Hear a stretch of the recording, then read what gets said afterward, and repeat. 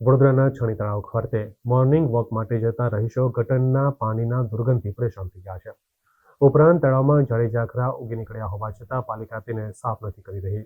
વડોદરા મહાનગરપાલિકા દ્વારા છણી તળાવનું કરોડો રૂપિયાના ખર્ચે બ્યુટિફિકેશન કરાવ્યું હતું, જે કે બ્યુટિફિકેશન બાદ તળાવની હાલત બદતર થઈ ગઈ છે. હાલમાં તળાવના ગટરના ગંદા પાણી છોડવામાં આવી રહ્યા છે, જેના પગલે તળાવ નજીકના ગાર્ડન અને વોકવેમાં ચાલવા આવતા મોર્નિંગ વોકર્સ પરેશાન થઈ ગયા છે. આજુબાજુની સોસાયટીના ડ્રેનેજના કનેક્શન છાણી તળાવમાં આપી દેવામાં આવ્યા હોવાના આક્ષેપ મોર્નિંગ વોકર્સ દ્વારા કરવામાં આવ્યા હતા, જેના પગલે સવારે ચાલવું અને કસરત કરવી દુષ્કર થઈ ગયા છે. આ ઉપરાંત તળાવમાં જળી ઝાકરા પણ ઉગી ગયા છે, જેનો કોઈ નિકાલ કરવામાં આવ્યો નથી. છણી તળાવના બ્યુટિફિકેશનના નામે કરોડો રૂપિયાનો ખર્ચ કર્યા બાદ પણ ડ્રેનેજના પાણી તળાવમાં છોડવામાં આવતા હોવાથી બગીચામાં આવતા લોકોમાં ભારે રોષ જોવા મળી રહ્યો છે.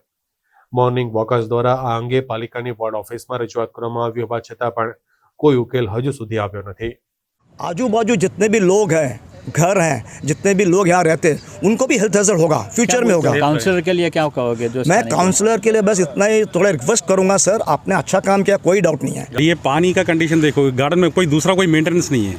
इसके गार्डन के नाम पे लाखों खर्चा होता होगा.